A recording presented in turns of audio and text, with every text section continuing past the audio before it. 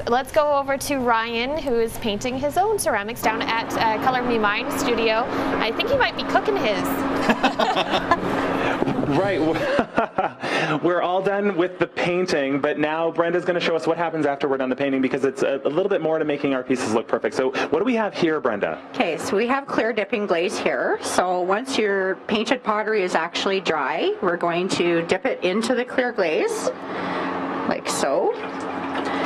Shake off any of the excess glaze, and what this is going to do is anywhere where there is no paint, it's going to actually cover that and make this surface food safe. Because if there's no paint on a piece, we want to make sure that that's completely covered so that it can be immersed in water if it's a food item. So what, do I even need to paint an inside of a cup, or will the glaze take care of that at the end? You don't. I always like to add a little bit of extra color onto pieces, but you don't have to paint the whole entire piece because we will clear glaze it. Okay, so now we're glazed and we're moving over to the kilns, which are basically like big turkey ovens, right? They are. They're really big and they get really hot. They go over 1800 degrees. With the pottery, it is ready a week from the day that you paint, from the whole entire process from beginning to end. You paint it, it dries, we glaze it. This is a fully glazed piece here.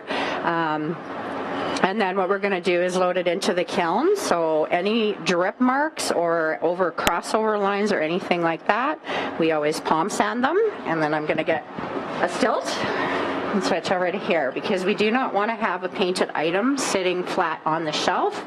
If I didn't put this stilt on here and it sat on the shelf, it would actually stick to it, completely melt to it. Okay, so we're going to put it in and then balance. It's all a balancing act. So you're the Cirque du Soleil of ceramics. There you go. Test it to make sure that it's not wobbling, and just like that. Okay, so, and how long are these going to stay in the kiln for?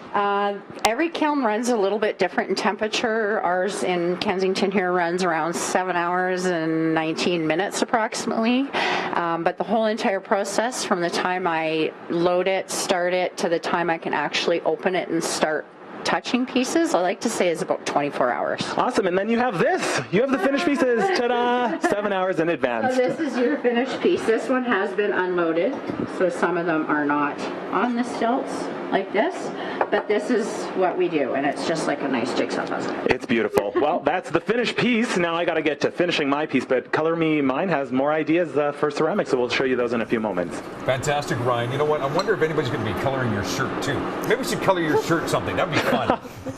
Tie-dye it. Everything I'm painting today is just purple. Everything is just purple today. Awesome stuff, Ryan. Thank you very much, man. That's great stuff. It is a great place to go to. Yeah. I love that place, JJ. Oh, I'm so happy to hear that. I mean, we love seeing people come in. All ages are welcome, all abilities. You don't have to feel like you're an avid painter. If you're the very first time you touch a brush, come to Color Me Mine. We'll show you how. All right. Well, we're going to keep painting here, and we have some stuff coming up as well, too.